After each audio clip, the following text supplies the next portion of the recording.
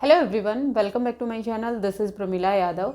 हम intelligence discuss कर रहे हैं। इंटेलिजेंस की कुछ थ्योरीज हमने डिस्कस कर ली हैं। लास्ट क्लास में हमने थॉर्नडाइक के multiple factor theory of intelligence discuss किया था, जिसमें थॉर्नडाइक कहते हैं कि जो इंटेलिजेंस है वो सिर्फ और सिर्फ वन सेट ऑफ कैपेबिलिटी नहीं होता, यानी एक जनरल फैक्टर नहीं होता, एक सामान्य कारक नहीं होता, बल्कि बहुत सारे टाइप की इंटेलिजेंस होती है जो एक दूसरे से इंडिपेंडेंट होती हैं।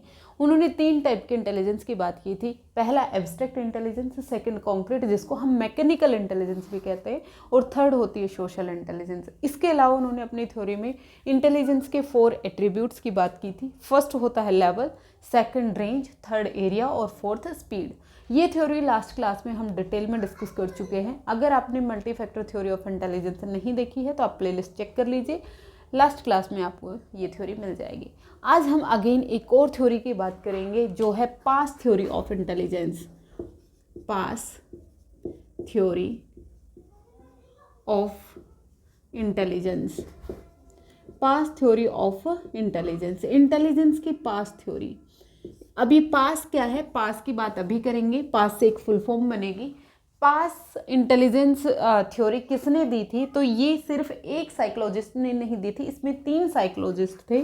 एक थे जेपी दास के साथ किर्बे और नागिन।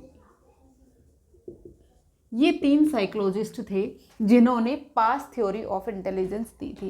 एक्चुअल में ये इंटेलिजेंस टेस्ट बना रहे थे, बुद्धि परीक्षण बना रहे थे। जैसे हमने बात की थी बुद्धि परीक्षण की, सबसे पहले बात बिनेट और साइमन ने 1905 में की थी। उसके बाद बहुत सारे साइकोलॉजिस्ट ने अपने अपने एक इंडिविजुअल टेस्ट बनाए, इंटेलिजेंस टेस्ट बनाए। कुछ ग्रुप टेस्ट थे और कुछ इंडिविजुअल टेस्ट थे। आने वाली क्लासेस में हम उनको डिस्कस करने वाले हैं। तो सबसे पहली चीज़ आपको याद रखनी है, थ्योरी ऑफ इंटेलिजेंस में पास थ्योरी ऑफ इंटेलिजेंस किसने दी थी? ये 3 साइकोलॉजिस्ट ने दी थी। और उसके अलावा जो पास है इसकी फुल फॉर्म क्या होती है? PASS। पी से होता है प्लानिंग, पी से होती है प्लानिंग यानी योजना बनाना। ए से होता है अटेंशन और अराउजल, अटेंशन और अराउजल। थर्ड होता है सिमुलेशन और फोर्थ होता है सक्सेसिव प्रोसेसिंग। पास की फुल फॉर्म आपको जरूर से याद रखनी है, आपसे क्वेश्चन पूछा जा सकता है। पास की फुल फॉर्म क्या होगी? पी से प्लानिंग, ए से अटेंशन या अराउजल, एस से सिमुलेशन और एस से सक्सेसिव प्रोसेसिंग। जो जेपी दास हैं वो कहते हैं कि जो लर्निंग है, जब भी लर्निंग होगी तो वो कैसे होती है? तो वो होती है जब हम अपने सेंस ऑर्गन से या फिर इन्वायरमेंट से कोई भी इंफॉर्मेशन को रिसीव करते हैं। जब भी हम कुछ भी सीखते हैं तो वहाँ से हमें क्या मिलता है? इनपुट मिलता है। क्या मिलता है? इनपुट मिलता है। और इनपुट कैसे मिलेगा? इनपुट हमें अपने सेंस ऑर्गन से मिलेगा, या तो हम उसे देख कर रिसीव करेंगे, सुनकर रिसीव करेंगे, टच करके रिसीव करेंगे। मतलब हमें अपने सेंस ऑर्गन या फिर जो हमारे एक्सटर्नल एनवायरनमेंट से जो भी इंफॉर्मेशन हमें मिली वो क्या हुआ? इनपुट हुआ। इनपुट होने के बाद हमारे पास एक नॉलेज बेस होता है। क्या होता है? नॉलेज बेस होता है। अब ये नॉलेज बेस क्या होता है? नॉलेज बेस में मनुष्य का पूर्व ज्ञान यानी प्रायर नॉलेज, उसका पूर्व ज्ञान कितना है, उसका एक्सपीरियंस कितना है यानी उसका अनुभव कितना है, उसकी मेमोरी यानी उसकी यादाश्त, उसके अलावा उसकी मोटिवेशन, उसके अलावा उसकी लर्निंग। मतलब जो भी मनुष्य ने जन्म से लेकर और जब वो नई चीज़ सीख रहा है तब तक उसने जो भी चीज़ें उसने रिसीव की हैं, जो भी चीज़ें उसने सीखी हैं, जो भी उसका मोटिवेशन है, जो भी उसकी लर्निंग है, जो भी उसकी मेमोरी है, जो भी उसके एक्सपीरियंस है, जो भी उसका पूर्व ज्ञान है, वो नॉलेज बेस में आएगा। अब नॉलेज बेस में क्या क्या चीज़ें आएंगी? ये चारों चीज़ें नॉलेज बेस में आती हैं। यहाँ पर प्रोसेसिंग होती है, मैकेनिज्म प्रोसेसिंग होती है। यहाँ पर चारों चीज़ें आएंगी। क्या क्या? प्लानिंग भी होगी यहाँ पर, अटेंशन या फिर अराउजल, अटेंशन और अराउजल भी होगा यहाँ पर। यहाँ पर एस सिमुलेशन और सक्सेसिव प्रोसेसिंग, सक्सेसिव प्रोसेसिंग। यहाँ पर क्या होता है, इंफॉर्मेशन प्रोसेस होती है नॉलेज बेस में और फिर उसके बाद आउटपुट निकल के आती है, फिर उसके बाद आउटपुट निकल के आती है। जेपी दास ने क्या बताया, हमने कोई भी इंफॉर्मेशन ली, रिसीव की, वो हम कैसे रिसीव करेंगे, अपने सेंस ऑर्गन से करेंगे, अपने एक्सटर्नल एनवायरनमेंट से करेंगे। फिर जो हमारा नॉलेज बेस है उसमें इंफॉर्मेशन की प्रोसेसिंग होती है और फिर उसके बाद आउटपुट निकल के बाहर आती है। एक्चुअल में जो ये जेपी दास और किर्बी वगैरह थे, ये क्या कर रहे थे, ये CAS इंटेलिजेंस टेस्ट बना रहे थे। अब ये CAS क्या है, CAS सी से है cognition, cognition assessment system, assessment cognition assessment system. ये इंटेलिजेंस टेस्ट था जिस पर वो काम कर रहे थे। तो तब उन्होंने जो ये पास्ट थ्योरी है वो दी थी। फिर उसके अलावा हम बात करें प्लानिंग में क्या होता है, अटेंशन अराउजल में क्या होता है, स्टिमुलेशन में क्या होता है, सक्सेसिव प्रोसेसिंग में क्या होता है। अटेंशन में होता है गोल डिसाइड होता है। यहाँ पर क्या किया जाता है, जब भी हम कोई भी टास्क करने जाते हैं, जब भी हम कोई भी काम करने जाते हैं, तो सबसे पहले हम एक गोल डिसाइड करते हैं कि हमने एक्चुअल में क्या काम करना है। तो सबसे पहले क्या आएगा, यहाँ पर हम क्या करेंगे, गोल डिसाइड करेंगे। गोल डिसाइड करने के बाद हम उसकी मेथडोलॉजी पे काम करते हैं कि हमें वो गोल किस तरह से अचीव होगा, हमने किस तरह के मेथड यूज करने हैं, किस किस तरह से हम काम करेंगे तो हम अपने उद्देश्य, अपने गोल को अचीव कर पाएंगे, अपने लक्ष्य को अचीव कर पाएंगे। तो यहाँ पर हम मेथड्स पर बात करेंगे। यहाँ पर मेथड्स के बारे में बात होगी कि किस मेथड तक हम वहाँ पर पहुँचेंगे।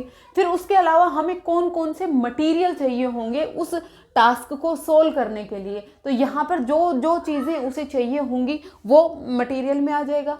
फिर उसके बाद प्रॉब्लम सोल्विंग आएगी, प्रॉब्लम सोल्विंग, प्रॉब्लम सोल्विंग यानी समस्या समाधान वो किस तरह से करेगा, प्रॉब्लम सोल्विंग भी इसमें आ जाएगी। सबसे पहले जब भी हमारे सामने कोई भी समस्या आती है तो हम सबसे पहले गोल डिसाइड करेंगे कि हमें वो जो टास्क है, जो हमारी प्रॉब्लम है वो क्या है, उस प्रॉब्लम का सॉल्यूशन किस तरह से करना है, क्या क्या हमारी स्ट्रेटेजी रहने वाली है, कौन कौन सी चीज़ें की ज़रूरत पड़ेगी, किस किस स्टेप से मैं वो गोल को अचीव कर पाऊँगा। ये सब चीज़ें किस में आ जाएंगी, प्लानिंग में आ जाएंगी। फिर उसके बाद जो हमारी सेकंड स्टेप आएगा, सेकंड स्टेप में आएगा अटेंशन या फिर अराउजल। अब जो समस्या हमें है, हम सिर्फ और सिर्फ उसी समस्या पर अटेंशन देंगे, सिर्फ और सिर्फ उसी स्टिमुलस को हम क्या करते हैं, ऑब्जर्व करते हैं। यहाँ पर क्या करेंगे, हम ऑब्जर्व करेंगे, ऑब्जर्वेशन होगी। यहाँ पर क्या होगी, ऑब्जर्वेशन होगी किसी स्पेसिफिक स्टिमुलस की, यानी किसी स्पेसिफिक स्टिमुलस की हम क्या करेंगे, अवलोकन करेंगे और बाकी जितने भी ऑब्स्टेकल हैं, जितने भी रेस्ट्रिक्शंस हैं, उन सबको हम हटा देंगे। जैसे प्लानिंग की अगर हम बात करते हैं, प्लानिंग की है, हमने प्लान किया, बहुत सिंपल लैंग्वेज में मैं आपको समझाती हूँ। हमने प्लान किया कि हमें आज एक स्पेसिफिक सब्जी बनानी है, कोई भी सब्जी बनानी है। अब उसके लिए आपको कौन कौन से मटेरियल चाहिए होंगे, सबसे पहले गोल हो गया कि मैंने पर्टिकुलर वो सब्जी बनानी है। अब वो सब्जी बनाने के लिए क्या क्या इंग्रेडिएंट्स चाहिए होंगे, वो सब चीज़ें आप लेके आएंगे, कौन कौन से मसाले चाहिए होंगे, उस सब्जी में क्या क्या चीज़ें यूज होंगे, आप सब कुछ इकट्ठा करेंगे। मतलब जो जो चीज़ें रिक्वायर्ड थी आपने सब कुछ इकट्ठा किया। उसकी रेसिपी के बारे में भी देखेंगे, मुझे कौन से स्टेप्स फॉलो करने हैं। तो ये होगी आपकी प्लानिंग। प्लानिंग के बाद आप क्या करते हैं, आप पर्टिकुलर उस सब्जी को खरीदने के लिए, उसके चाहिए हुए इंग्रेडिएंट्स को खरीदने के लिए आप मार्केट जाएंगे। मार्केट में बहुत सारी चीज़ें अवेलेबल हैं, लेकिन आप सिर्फ और सिर्फ फोकस किस पर करेंगे, जो चीज़ें आपको चाहिए। तो आप क्या कर रहे हैं, वहाँ पर जो आपका पर्टिकुलर स्टिमुलस है उसको आप टारगेट कर रहे हैं और बाकी जितने भी रेस्ट्रिक्शन है, बहुत सारी सब्जियाँ भरी पड़ी हैं, बहुत सारे मसाले भरे पड़े हैं, जो चीज़ें हमें नहीं चाहिए हम उनको क्या करेंगे, रिजेक्ट करेंगे। जो स्पेसिफिक एक स्टिमुलस है हम उसको ऑब्जर्व करेंगे। फिर उसके बाद आता है सिमुलेशन। यहाँ पर क्या होता है, रिलेशन की बात होती है। यहाँ पर क्या होती है, रिलेशन की बात होती है, रिलेशन की बात होती है, ग्रुपिंग की बात होती है, ग्रुपिंग की बात होती है, सीक्वेंस की बात होती है, सीरीज की बात होती है। यहाँ पर रिलेशन, ग्रुपिंग और सीरीज की बात होती है, मतलब जो 2 3 4 5 चीज़ें हैं आप उनमें ग्रुपिंग करेंगे, रिलेशन बनाएंगे, सीरीज। आप सारी चीज़ें ले आए, अब आप पर्टिकुलर एक स्टेप्स फॉलो करेंगे कि मुझे वो पर्टिकुलर सब्जी किस तरह से बनानी है, पहले तड़का लगाना है फिर उसमें, या फिर आपको पहले वो फ्राई करना है, जो भी स्टेप आपको यूज करना है वो आपका सिमुलेशन में आता है। मतलब वहाँ पर आप क्या कर रहे हैं, स्टेप्स को फॉलो कर रहे हैं। एक्चुअल में जो काम करना है वो आप सिमुलेशन में कर रहे हैं। एक्चुअल में प्रोसेसिंग टास्क को, प्रॉब्लम सॉल्विंग को, कोई भी समस्या का समाधान करना आप एक्चुअल में सिमुलेशन में कर रहे हैं।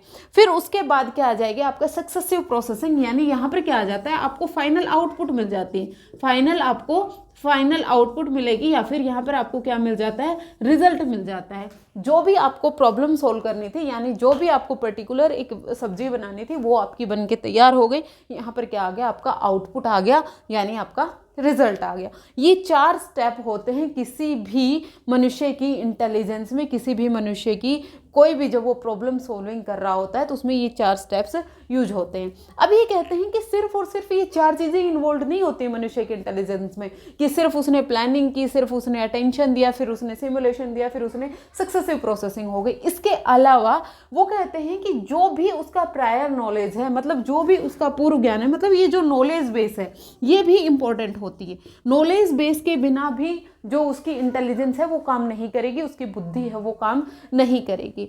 ये भी मानते हैं सॉरी, ये भी मानते हैं कि जो इंटेलिजेंस है वो सिर्फ और सिर्फ एक जनरल फैक्टर नहीं होता, यानी एक सामान्य कारक नहीं होता, एक सेट ऑफ कैपेबिलिटी नहीं होता। सेट ऑफ कैपेबिलिटी है वो मेनली आईक्यू या कोग्निशन से रिलेटेड थी। वहाँ पर जो उसका बैकग्राउंड था, जो उसका प्रायर नॉलेज था, जो उसका कल्चरल बैकग्राउंड है, जो उसका इमोशंस हैं, वो सारे कहीं ना कहीं साइड कर दिए गए थे।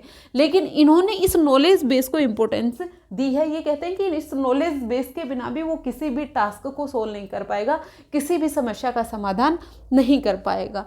ये थी आपकी past theory of intelligence. Past theory of intelligence है नॉर्मली अगर टेट एग्जाम्स की हम बात करें वहाँ पे नहीं पूछी जाती, लेकिन DSSS जैसे एग्जाम में जरूर पूछी जाती है, जहाँ पर डीप साइकोलॉजी आपसे पूछी जाती है, तो वहाँ के लिए ये इंपॉर्टेंट है। सीटेट में कभी भी नहीं पूछी गई है, तो सीटेट प्रिपरेशन करने वाले बच्चों को इस पर ज़्यादा ध्यान देने की ज़रूरत नहीं है। लेकिन सीटेट क्वालिफाई करके जाना तो किसी न किसी टीचिंग एग्ज़ाम में ही है। टीचिंग एग्ज़ाम की पहले से तैयारी करके चलें तो ज़्यादा बढ़िया रहेगा। तो ये थी आपकी past theory of intelligence. Hopefully आपको क्लियर हो गई होगी।